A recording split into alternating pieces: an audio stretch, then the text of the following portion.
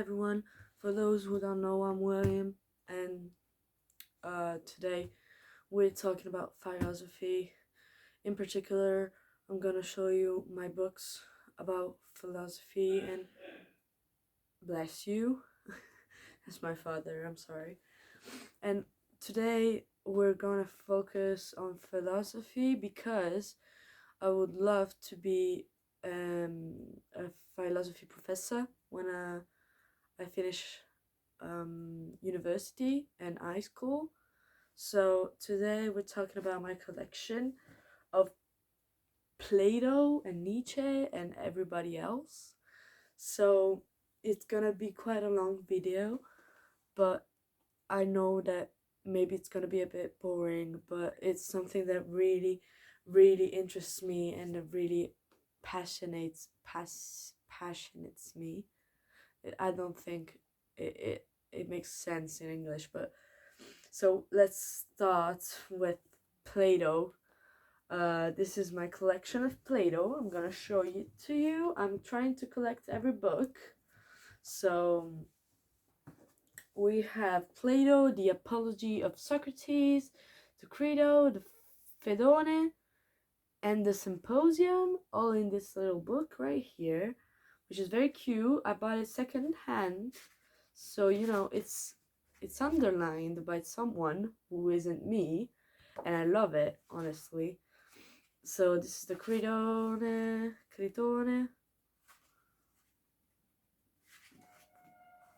You see, it's all underlined. I love buying second-hand books because it shows you a world which somebody else has already seen, and I like it very much. I enjoy it. I like looking at other people's annotations, and I love annotating myself. So let's go on to Plato the Symposium. This one is in English, the other one was in Italian, and most of them are gonna be in Italian. So the Symposium, I have annotated it quite a bit, as you can see, with a bit of explanation in the margins of it, because it is a really little but dense book. So Lysimachus agrees with Heraclitus on the harmony of opposites, for example, was one of my. And then I finished it, but I didn't annotate it all the way through because I was in Budapest, and I couldn't annotate it while I was on the bus and while I was in the car, because I get really car sick. So this is one. One I still have to read is The Republic by Plato, and it is one of the most influential works in the history of philosophy, and it is basically what I aspire to read in the next months. And basically it's about what's goodness, what is reality, knowledge, the purpose of education, and all that stuff, in an also very political book where Plato explains his views on democracy and everything else, really. It also talks about arts, and as most of you might know, it arrives to the conclusion that the world should be ruled by philosopher kings, and it's really interesting. I know a bit of it, but I have not read it entirely, and I think it's very difficult to read entirely. So I'm gonna maybe focus on other works, and then at the end of this year I'm gonna read The Republic. So Going on, I have another copy of the Apology of Socrates and of the Critone, which is this one. Very cute.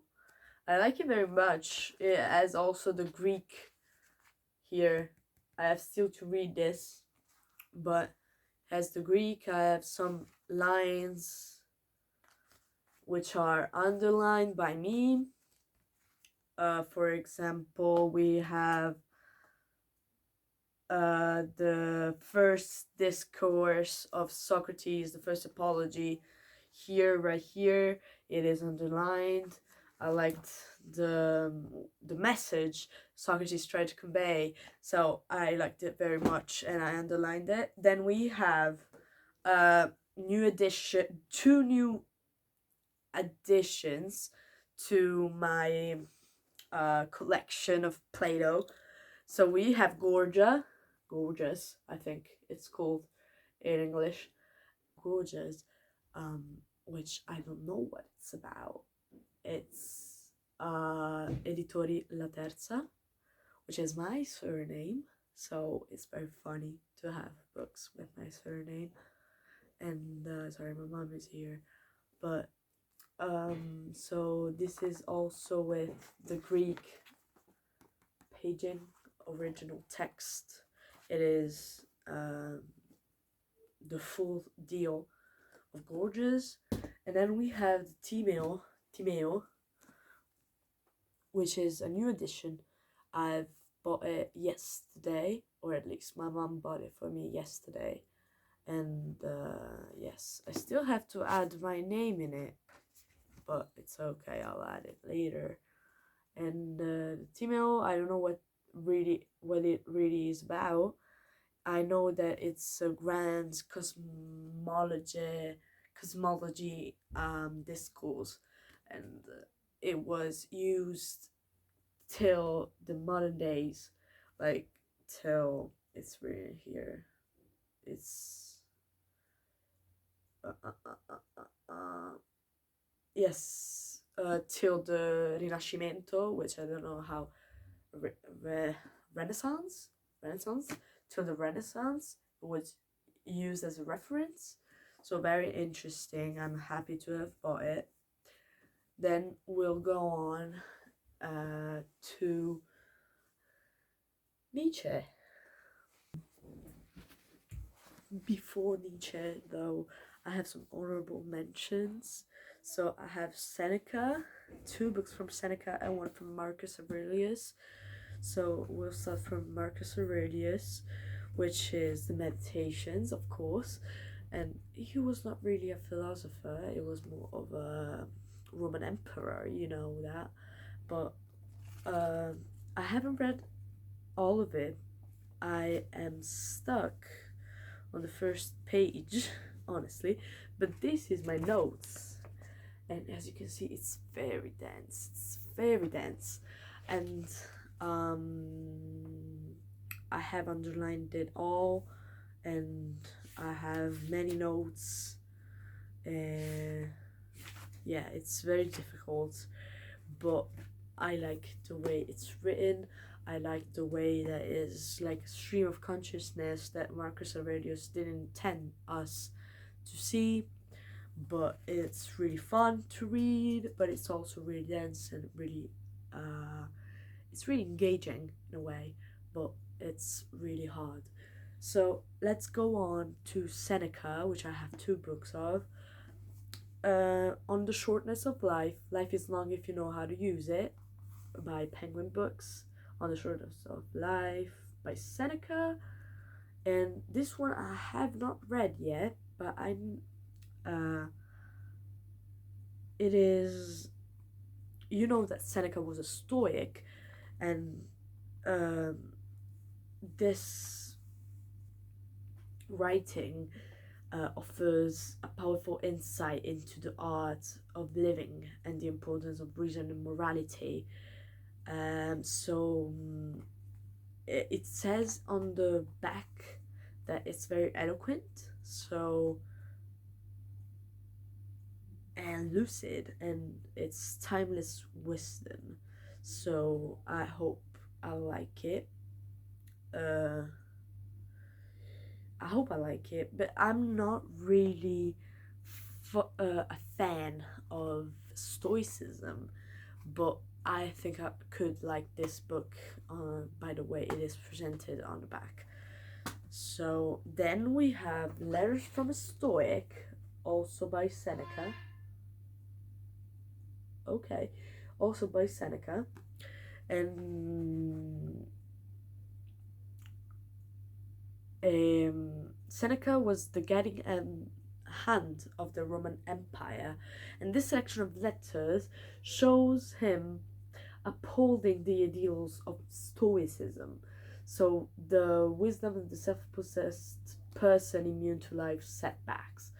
So, Stoicism is the thing that I described here. It's the same thing, just these are letters, philosophical letters, and I love the idea very much, but I don't like Stoicism, as I said before. So, we'll see what it is about and how it is. It's written quite.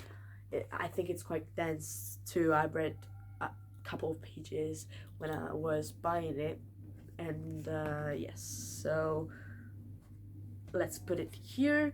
Let's go on to something else that I have in my collection. So here I have Rousseau, The Confessions, and it's a really big book. As you can see, it's really dense, it's really big, and it's in Italian. This one, it's in Italian, so I don't know what it's about. I know it's kind of autobiography of Rousseau, Jean-Jacques Rousseau, and I know that it's really hard, and it's basically an enormous poem, and it's very modern in a way. It's very contemporary. So I would love to get through this when I get a bit more insight and a bit more knowledge on Rousseau. And then I'll bring the camera up there so we can see my Nietzsche's collection. So here, from this to this one, we have my Nietzsche collection. So this is HIII. This is a big book with lots of things inside. So we have the Wagner case, the Twilight of the Idols, the Antichrist, HIII, and another book. This is Beyond Good and Evil. It's all in Italian except from these three. We have Thus Spoke Zarathustra, The Birth of Tragedy, The Gay Science, Genealogy of Morals, and Human All Too Human, The Will to Power, and Twilight of the Idols and the Antichrist in another book. So because I wanted it in English and in Italian. So yes, I also have this book by on Plato, about Plato. Oh Jesus, Jane Austen is falling. Which is for starting Plato, and it's not really an academic book. It's more of a children's book. It looks like it's full of pictures, and it explains really well what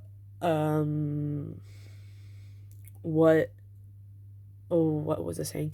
Oh yes, what Plato was all about. And then we move on here, and we have Aristotle, the Nicomachean Ethics, and Marcello Veneziani, Nietzsche and Marx gave each other a hand. So basically, this is I have it signed from the author. I've met him, but the thing is, I haven't read yet it. Yet read it, but I also have Aristotle, the Nicomachean Ethics, which is also from Editori La Terza, as you can see, my surname, so it's very fun. And this one is a very big book. I think when I'm done with Plato, I'm gonna start with Aristotle. And we also have Heidegger, L'essenza della verità, the essence of truth. I don't know how it's called in English, honestly. And it's my religion professor book, which I have here. I have yet to read it, but it's really dense, it's really difficult. So this is all I have. Maybe there's something I'm missing. I have The Prince here. The Prince, I have both two editions. The Prince is all about power and all about how can I say it? It's basically a lesson on power. It's very interesting because Machiavelli is very brutal in what he says. So I think it's very interesting. I've read it in Italian too, but this is my copy in English, and it's oh my god, it's awful to see. Honestly, I like it, but I know some people are gonna be disgusted by this. So it's all, yeah, I haven't finished it in English, but I have started it, and one must be a fox in order to recognize traps, and a lion to frighten off wolves. This is, for example, a quote by Machiavelli, and it's really interesting. And well, I think I'm done with my philosophy, but I'll do a bookshelf tour one day, so I'll show you all my books. And that's it. So thank you for listening. This video is gonna be a bit long, and I'm sorry for that. Maybe it was a bit boring. If you didn't like it, don't worry. There's gonna be more videos about my books and everything else. So I thank you for staying this long, and if you stayed this long, mwah, thank you. So see you next time. Bye. Bye.